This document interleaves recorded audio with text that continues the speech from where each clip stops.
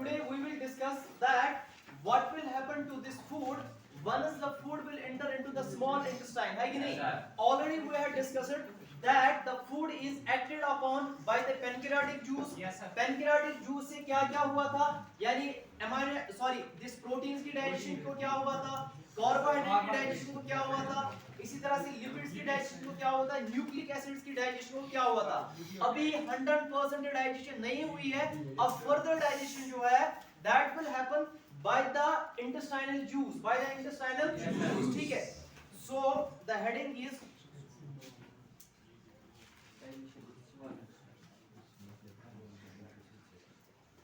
digestion of food by the intestinal juice. Already ये जो food है it is partially digested. That means अभी complete digestion नहीं हुई है. पार्शियल डाइजेशन कहां से स्टार्ट हुई थी? माउथ से डाइजेशन स्टार्ट हुई थी. स्टार्च की डाइजेशन माउथ में स्टार्ट हुई थी. उसके बाद फर्दर डाइजेशन कुछ प्रोटीन्स की डाइजेशन कहां पे हुई थी? लिपिड्स की डाइजेशन कहां पे हुई थी? स्टमक में हुई थी. ठीक है. फिर फर्दर डाइजेशन स्मॉल इंटेस्टाइन्स में हुई थी by the action of pancreatic juice. ठीक है. pancreatic juice में क्या क्या था? एक तो pancreas की secretion उसमें थी और bile भी उसमें था, है कि नहीं? तो हमने देखा था कि ये डाइजेशन कहां तक पहुंची थी. अगर हम देखेंगे ये जो स्टार्च है, स्टार्च was converted into, ये किसमें कन्वर्ट किया गया था? माल्टोस. अमीनो, ये प्रोटीन्स, प्रोटीन्स एसिड कन्वर्ट किसमें हो गए थे? Amino acid. Amino peptide and dipeptide. उसके बाद न्यूक्लिक एसिड्स का क्या हुआ था? यानी न्यूक्लिक एसिड्स की डाइजेशन कहां पहुंची थी? न्यूक्लिक एसिड्स डाइजेस्ट होके कन्वर्ट किए गए थे किस पे? न्यूक्लियो. Yes sir. और क्या बचा इसमें? लिपिड्स. लिपिड्स की डाइजेशन कहां पे पहुंची थी? लिपिड्स की डाइजेशन कहां पहुंची थी? यानी ये किसमें कन्वर्ट हो गए थे? ये कन्वर्ट हुए थे किसमें? मोनोग्लाइसराइड. ये सारा कुछ कहां पे हो गया था? स्मॉल इंटेस्टाइन में हुआ था by the action of pancreatic juice. अब देखेंगे ये जो हमारे स्मॉल इंटेस्टाइन्स है, स्मॉल इंटेस्टाइन्स की सिक्रीशन क्या होती है और उस सिक्रीशन से फर्दर डाइजेशन कैसे होती है कि नहीं? आपको पता होगा, आपने सुना होगा, ये जो हमारी स्मॉल इंटेस्टाइन्स है, स्मॉल इंटेस्टाइन जो हमारे हैं, इसमें एक एक्सोक्राइन ग्लैंड होती है. उस एक्सोक्राइन ग्लैंड को क्या बोलते हैं? Crypt of Lieberkuhn. Crypt of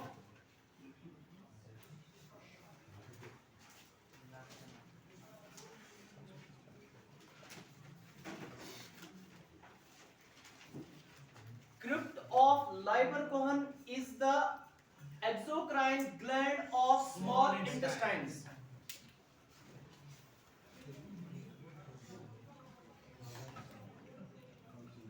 Exocrine gland of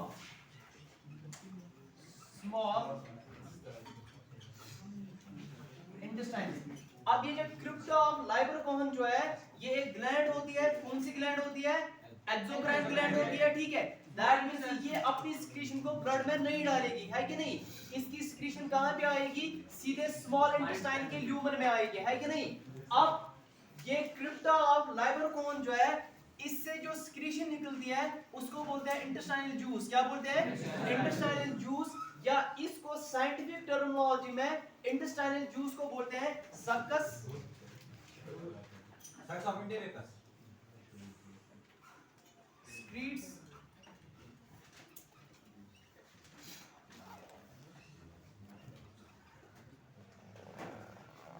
crypt of Lieberkuhn, it is a gland, exocrine gland. इसकी सिक्रीशन को क्या बोलते हैं? Succus entericus. क्या बोलते हैं? Succus entericus. कल को आपको क्वेश्चन आ जाएगा, which of the following is called as the succus entericus? Intestinal juice, pancreatic juice या कोई और ऑप्शन दिया होगा, आपको किस पे टिक लगाना है? इंटेस्टाइनल जूस पे या इंटेस्टाइनल सिक्रीशन पे आपको टिक लगाना है, ठीक है। अब हम देखेंगे ये जो सक्कस एंटेरिकस है इसकी केमिकल कंपोजिशन क्या है, यानी इसमें कौन से डाइजेस्टिव एंजाइम्स होते हैं, ठीक है। तो हेडिंग दे दो, वेरी जस्ट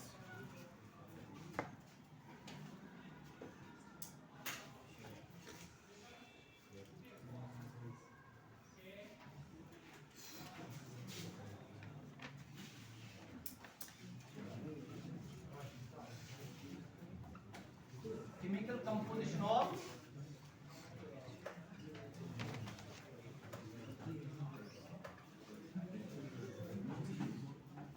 इस सक्कस एंटेरिकस में कौन कौन से डाइजेस्टिव एंजाइम्स प्रेजेंट होते हैं वही हम डिस्कस करने जा रहे हैं, ठीक है। नंबर 1 इसमें होते हैं protein digesting enzymes. Protein digesting enzymes, कौन कौन सा प्रोटीन डाइजेस्टिंग एंजाइम होता है इसमें? नंबर 1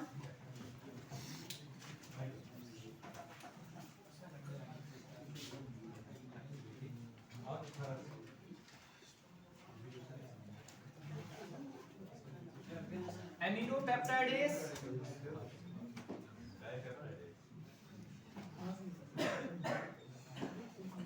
सक्कस एंटेरिकस में सबसे पहले प्रोटीन डाइजेस्टिव एंजाइम जो होते हैं, कौन कौन सा प्रोटीन डाइजेस्टिव एंजाइम होता है?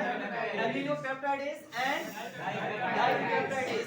अब ये एमिनो पेप्टाइडेज और डाइपेप्टाइडेज ये किस पे एक्ट करेंगे? प्रोटीन पे। लेकिन हमें पता है कि पैनक्रियाटिक जूस से प्रोटीन्स की डाइजेशन जो है, प्रोटीन्स कन्वर्ट हो गए थे एमिनो पेप्टाइड में और डाइपेप्टाइड में, ठीक है।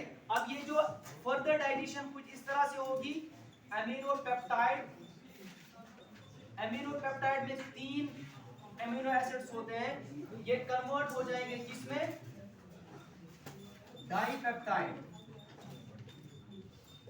एमिनो पेप्टाइड डाइपेप्टाइड में कन्वर्ट हो जाएंगे। डाइपेप्टाइड में कितने एमिनो एसिड्स होते हैं? 2। इस पे एक्ट कौन करेगा? इस पे एक्ट करेगा amino peptidase. Is this clear to you? Yes sir। ठीक है, अब क्या बचा? अब बचे यहाँ पे डाइपेप्टाइड। क्या बचे? डाइपेप्टाइड। अब ये जो डाइपेप्टाइड है, dipeptide will be converted into amino acids, ठीक है। डाइपेप्टाइड्स में 2 एमिनो एसिड ज्वाइनर थे, ठीक है। अब इनको ये अलग अलग हो जाएंगे। क्या हो जाएंगे? अलग अलग, ठीक है।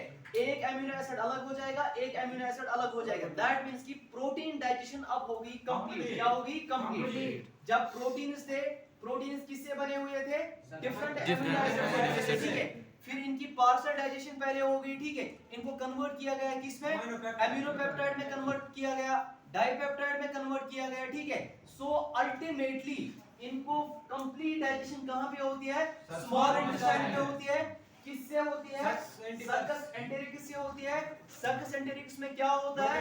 वो प्रोटीन डाइजेस्टिंग एंजाइम होते हैं या जिनको हम प्रोटीएजेस भी कहते हैं, ठीक है। कौन कौन सा होता है? Aminopeptidase and dipeptidase. Aminopeptidase ये कन्वर्ट कर रहा है एमिनो पेप्टाइड्स को इनटू डाइपेप्टाइडेज। फिर ये डाइपेप्टाइड्स ये कन्वर्ट हो जाते हैं किसमें? एमिनो एसिड्स में, ठीक है। डाइपेप्टाइडेज जिसके साथ भी ASE आप देखोगे समझ लेना कि it is an enzyme. It is an enzyme. So protein digestion is poor. आप यहां पे लिख सकते हो protein digestion is poor. Done yes sir. Protein की डाइजेशन हो गई खत्म, ठीक है। Yes sir. अब इसके बाद इसकी डाइजेशन देखेंगे।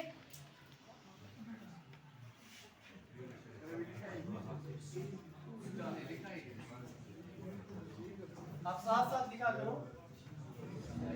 तो सेकंड इज, अब हम देखेंगे ये जो स्टार्च है, स्टार्च की डाइजेशन देखेंगे, ठीक है।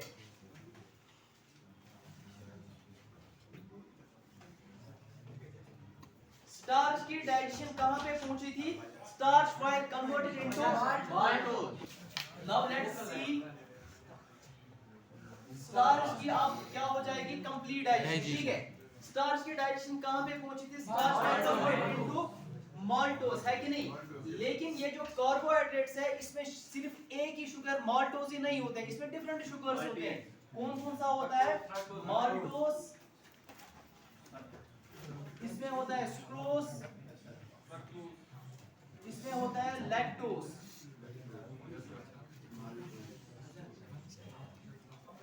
अब देखो माल्टोज जो है, माल्टोज में कौन से शुगर्स होते हैं? मैंने आपको बोला था कि माल्टोज में दो मॉलिक्यूल्स ऑफ शुगर्स होते हैं आपस में ज्वाइन, है कि नहीं? कौन कौन सा होता है?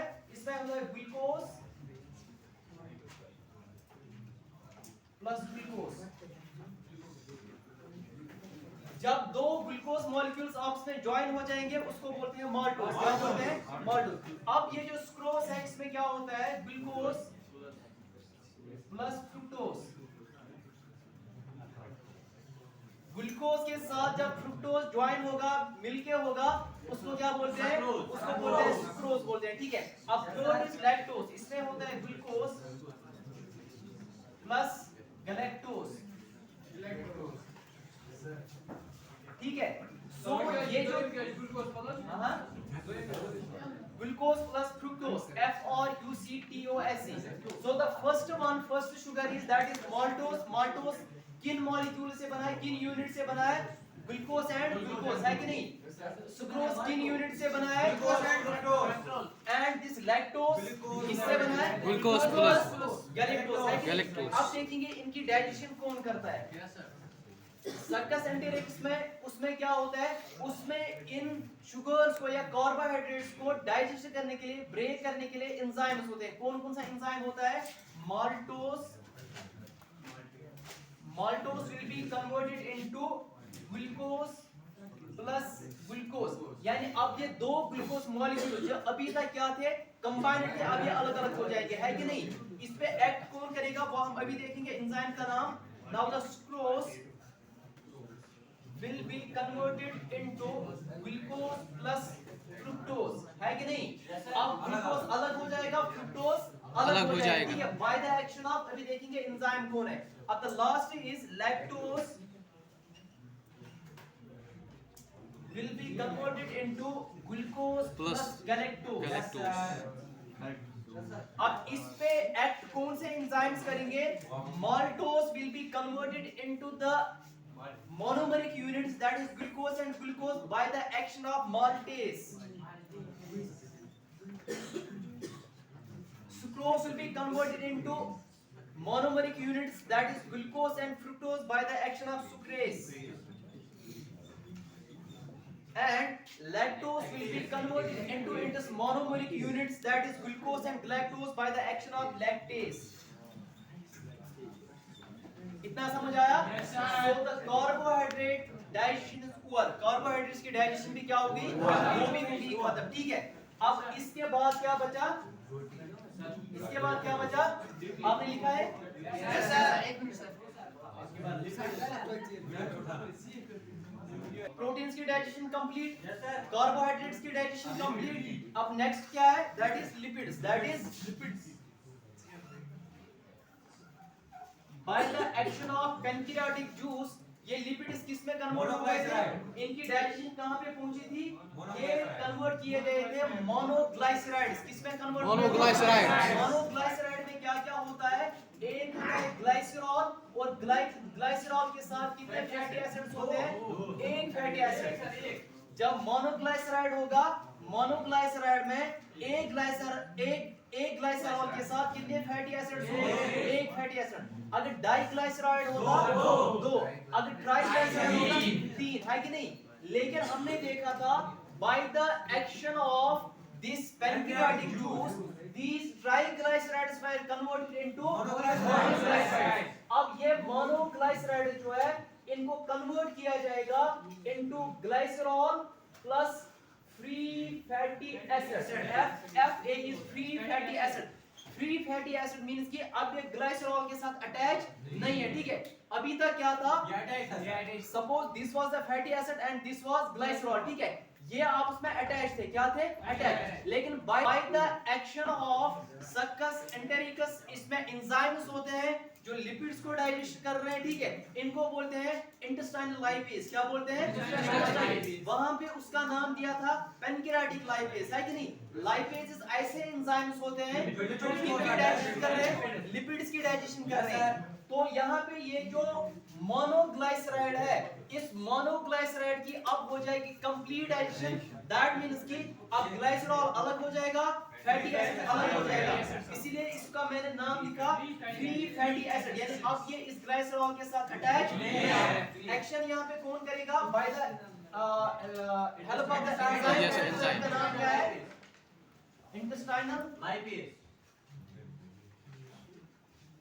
लाइपेज। डन। लिपिड्स की डाइजेशन हो गई कंप्लीट। अब इसके बाद क्या बचा? इसके बाद हमारे पास है न्यूक्लिक एसिड्स। क्या है? Nucleic acids. अब न्यूक्लिक एसिड्स की डाइजेशन कहां पहुंची थी?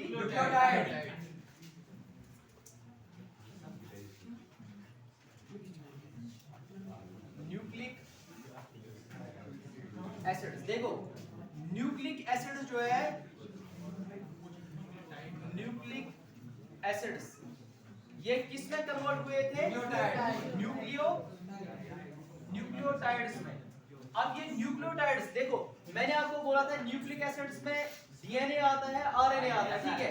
अब ये डीएनए आरएनए इनके मोनोमरिक यूनिट्स जो होते हैं, दैट इज न्यूक्लियोटाइड, है कि नहीं? डीएनए का मोनोमरिक यूनिट क्या है? न्यूक्लियोटाइड। इस न्यूक्लियोटाइड में होता है शुगर होता है, नाइट्रोजन होता है और फॉस्फेट होता है, ठीक है। जब शुगर, फॉस्फेट एंड नाइट्रोजन जब ये आपस में कंबाइन होंगे, लिंक्ड होंगे, इसको बोलते हैं न्यूक्लियोटाइड। क्या बोलते हैं? न्यूक्लियोटाइड। बहुत सारे न्यूक्लियोटाइड्स आपस में मिलते हैं, वो बनाते हैं न्यूक्लिक एसिड। क्या बनाते हैं? Nucleic acid. लेकिन जब पैनक्रियाज में ऐसे एंजाइम्स थे जिनको हम क्या बोलते थे? न्यूक्लियेसेस। क्या बोलते थे? न्यूक्लियस। चाहे वो डीएनए था या आरएनए था, उन्होंने इन न्यूक्लिक एसिड्स की पार्शियल डाइजेशन की थी। डाइजेशन में उन्होंने क्या किया था? न्यूक्लिक एसिड्स को कन्वर्ट किया था इनटू न्यूक्लियोटाइड्स। लेकिन अभी कंप्लीट डाइजेशन नहीं हुई है। कंप्लीट डाइजेशन तब होगी जब फॉस्फेट अलग, शुगर अलग और नाइट्रोजन अलग हो जाएगा। अब ये कैसे होगा? इस पे एक्ट करेगा कौन? इंटेस्टाइनल एंजाइम्स इस पे एक्ट करेंगे एंड वो इस न्यूक्लियोटाइड्स को कंप्लीट इनकी डाइजेशन करेंगे, फर्दर डाइजेशन करेंगे, ठीक है। अब क्या होगा यहाँ पे? मैं इस साइड लिख रहा हूं।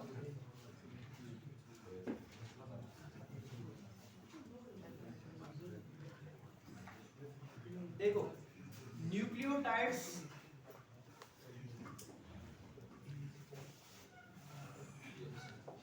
इनको कन्वर्ट किया जाएगा। सबसे पहले ये जो न्यूक्लियोटाइड, इसमें शुगर होता है, इसमें फॉस्फेट होता है और इसमें नाइट्रोजन होता है। पहले इस फॉस्फेट को रिमूव किया जाएगा। किसको रिमूव किया जाएगा? फॉस्फेट। तो किस एंजाइम से रिमूव किया जाएगा?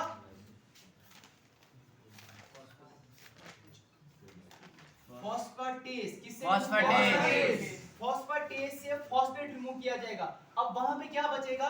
वहां पे बचेगा sugar and nitrogen. Sugar and nitrogen. जब इसमें फॉस्फेट नहीं होगा, फॉस्फेट का हमने रिमूव किया, अब यहाँ पे सिर्फ बचता है शुगर एंड नाइट्रोजन।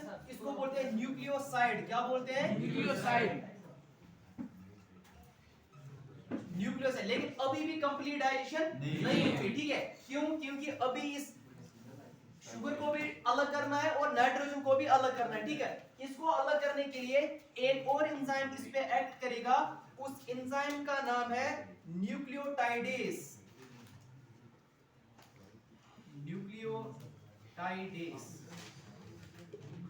न्यूक्लियोटाइडेस एंजाइम इस न्यूक्लियोसाइड पे एक्ट करके इसको क्या करेगा? इसको शुगर अलग करेगा और नाइट्रोजन अलग करेगा। दैट मींस कि अब न्यूक्लिक एसिड्स की भी डाइजेशन हो गई कंप्लीट, ठीक है। सो हम रिपीट करेंगे।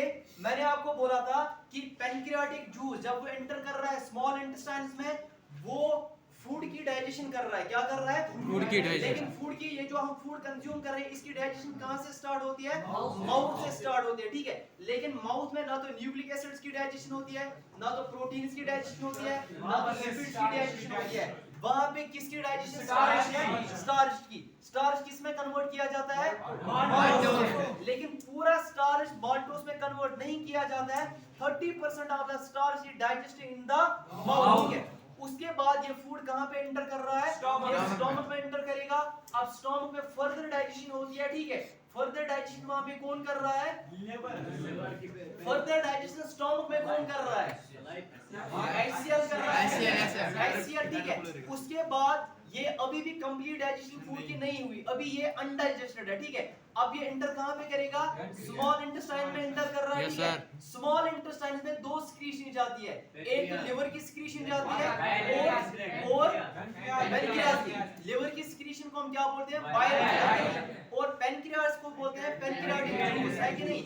अब बाइल और पैनक्रियाटिक जूस ये किस पे एक्ट करेंगे, ये जो अभी पार्शियली डाइजेस्टेड फूड है इस पे एक्ट करेंगे। अब बाइल क्या कर रहा है, वो फिजिकल डाइजेशन कर रहा है। किसका फिजिकल डाइजेशन कर रहा है, फैट्स का, ठीक है। वो इमल्सिफिकेशन कर रहा है, उसका बस उतना ही रोल होता है। लेकिन मेन रोल जो वहां पे होता है वो एंजाइम्स का होता है। वो एंजाइम्स किस में प्रेजेंट होते हैं, वो पैनक्रियाटिक जूस में प्रेजेंट होते हैं। वहां पे कौन कौन सा एंजाइम प्रेजेंट होता है, प्रोटीएजेस वहां पे प्रेजेंट होते हैं, यानी प्रोटीन को डाइजेस्ट करने वाले एंजाइम्स होते हैं। इसी तरह से वहां पे पैनक्रियाटिक एमाइलेज होता है, यानी स्टार्च को डाइजेस्ट करने वाले एंजाइम्स होते हैं। इसी तरह से पैनक्रियाटिक लाइपेज होता है, यानी किनको डाइजेस्ट करने वाले एंजाइम, लिपिड्स को डाइजेस्ट करने वाले एंजाइम्स। और वहां पे होता है न्यूक्लियस, न्यूक्लियस मींस कि न्यूक्लिक एसिड्स को डाइजेस्ट करने वाले एंजाइम्स।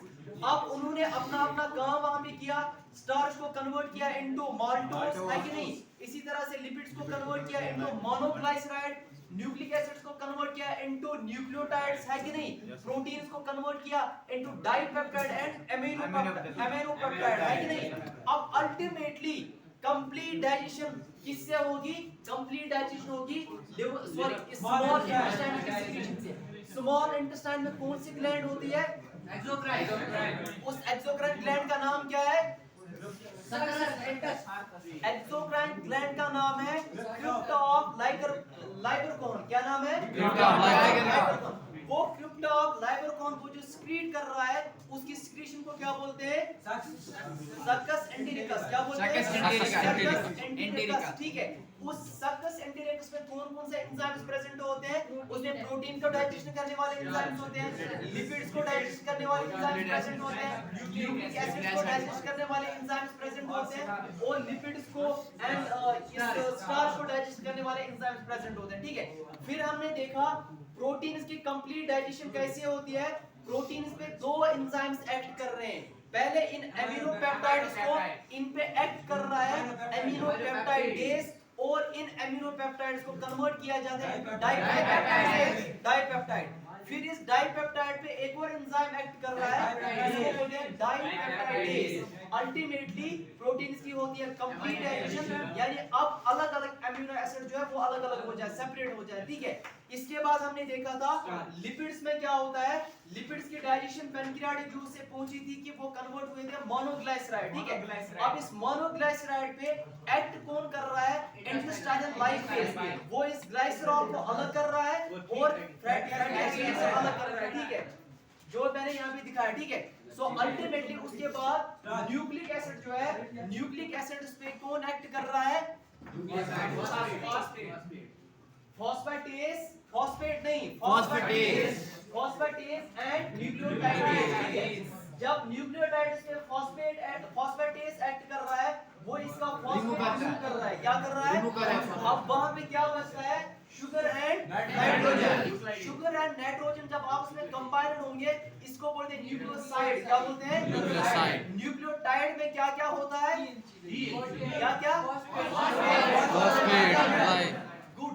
एंड न्यूक्लियोसाइड में क्या क्या होता है, अब अभी भी कंप्लीट डाइजेशन नहीं हुई। क्यों, क्योंकि कंप्लीट डाइजेशन तब होगी जब नाइट्रोजन भी अलग हो जाएगा और ये शुगर भी अलग हो जाएगा। अब इसके लिए एक और एंजाइम होता है, उस एंजाइम को बोलते हैं न्यूक्लियोटाइडेज। वो न्यूक्लियोटाइडेज न्यूक्लियोसाइड पे एक्ट करके शुगर को अलग कर रहा है एंड नाइट्रोजन को अलग कर रहा है। अब लास्ट में बचता है वहां पे कार्बोहाइड्रेट्स। क्या बचते हैं, अब इन कार्बोहाइड्रेट्स में क्या क्या होता है, एक होता है maltose and sucrose and lactose. अब ये जो माल्टोज है इसके मोनोमरिक यूनिट्स क्या होते हैं, यानी ये दो ग्लूकोज मॉलिक्यूल मॉलिक्यूल्स जब आपस में ज्वाइन हो जाते हैं वो बनाते हैं माल्टोज। क्या बनाते हैं? अगर उन दो ग्लूकोज मॉलिक्यूल्स का हमें सेपरेट करना होगा तो कौन सा एंजाइम? माल्टेज। इसी तरह से जो सुक्रोज जो होता है उसके मोनोमेरिक यूनिट्स क्या क्या होते हैं? फ्रुक्टोज है कि नहीं? अगर उस ग्लूकोज एंड फ्रुक्टोज को अलग अलग करना होगा सुक्रेज उस पे एक्ट करेगा। अल्टीमेटली वहां पे क्या होता है? लैक्टोज। क्या होता है? लैक्टोज के मोनोमेरिक यूनिट्स यानी लैक्टोज इसका बना हुआ होता है ग्लूकोज एंड ग्लैक्टोज। अगर इस ग्लूकोज एंड ग्लैक्टोज को सेपरेट करना होगा अलग अलग इस पे एक्ट कौन करेगा? लैक्टेज। जब ये कंप्लीट डाइजेशन हो जाती है उसके बाद इन न्यूट्रिएंट्स को, चाहे वो ग्लूकोज हो, चाहे वो अमीनो एसिड्स हो, चाहे वो ये शुगर हो, इनको एब्जॉर्ब किया जाता है। क्या किया जाता है? एब्जॉर्ब किया जाता है। स्मॉल इंटेस्टाइन में इनकी एब्जॉर्प्शन हो जाएगी।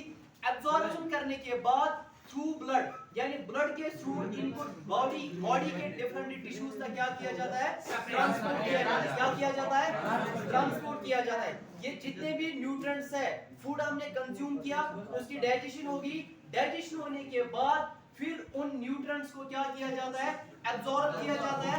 एब्जॉर्ब करने के बाद इनको बॉडी की डिफरेंट टिश्यूज तक या बॉडी के डिफरेंट सेल्स तक इनको ट्रांसपोर्ट किया जाता है। जब ये सेल्स के अंदर इंटर हो जाएंगे फिर वहां पे इनकी रेस्पिरेशन हो जाएगी, ऑक्सीडेशन हो जाएगी, है कि नहीं? फिर बनेगी एनर्जी। फिर बनेगी एनर्जी और कुछ न्यूट्रिएंट्स को यूज किया जाएगा टू बिल्ड द बॉडी, है कि बॉडी की मसल्स को बिल्ड करने के लिए यूज किया जाएगा, बॉडी को ग्रो करने के लिए यूज किया जाएगा, है कि नहीं? और कुछ न्यूट्रिएंट्स को यूज किया जाएगा कि एनर्जी डिराइव करने के लिए। ठीक है, सो इन दैट वे हमारा फर्स्ट जो लाइफ प्रोसेस है दैट इज न्यूट्रिशन, वो हो गया कंप्लीट। वो हो गया कंप्लीट। अब कल के लेक्चर में इंशाल्लाह हम डिस्कस करेंगे रेस्पिरेशन को हम स्टार्ट करेंगे। ठीक है इंशाल्लाह।